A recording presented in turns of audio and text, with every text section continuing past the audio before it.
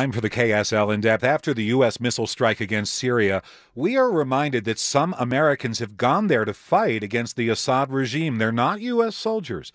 These are volunteers, and one of them is Freeman Stevenson. He's a journalist for KSL.com who volunteered for 10 months with the Kurds. He's seen this Syrian civil war firsthand, and he's joining us now on the KSL Newsline. Thank you so much, Freeman. Many of us have probably heard a little bit about the humanitarian crisis, of course, the refugees from this war.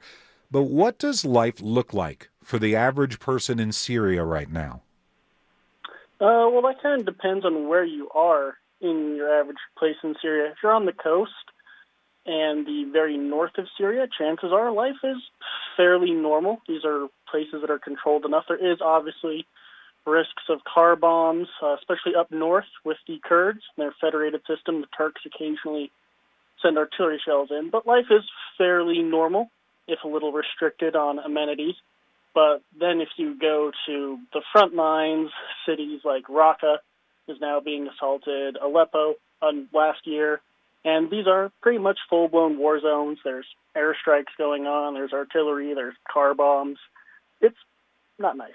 Freeman, is the fear of a chemical attack an everyday concern in Syria, or is this a one-off event we just saw this week?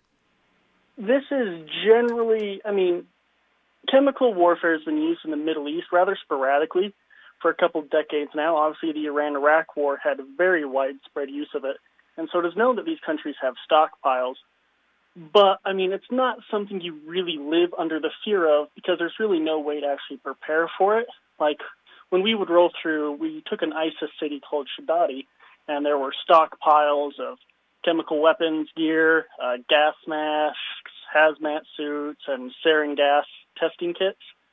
And so it's something that's present, but it's not really something I think you can worry about because there's really no way to prepare for it for your average people. Now, you were boots on the ground. You were boots on the ground fighting alongside the Kurds against ISIS. Did you ever run into Russian forces and ever have to fight against them? No. So the Russians back up the Assad regime, obviously, whereas the U.S. backs the YPG, which is a predominantly Kurdish but multi-ethnic militia in the north. No, I did. There were instances where we would fight the regime, but the Russians were never involved in that. And for the most part, the YPG and the Russians have fairly good relationships. And there's been really no interest in the Russians in trying to fight the YPG, and the YPG has no interest in fighting the Russians. So from your experience on the ground, will Assad get the message that was delivered by the U.S. warships last night? If it was in fact him who did use the chemical weapons, I do think you do have taken the possibility that this might have been some sort of false flag attack by you have Al-Qaeda, you have various Islamic militias within the rebel territory these days.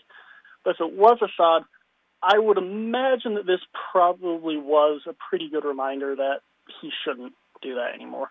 Freeman Stevenson is a journalist for KSL.com who volunteered to fight for 10 months alongside the Kurds in Syria. Thanks so much for joining us. You've been listening to the KSL In Depth at 15 and 45. KSL News Time 4:50. Triple team traffic now. We'll get you home on a Friday, brought to you by Mountain America's new My Style Rewards checking. And here's Ricky Meese. Well, Jeff, it looks like it's a stalled vehicle causing so many delays. Southbound I-215's westbound is just before 4700 South. A stalled vehicle in the right lane of traffic, but this is in the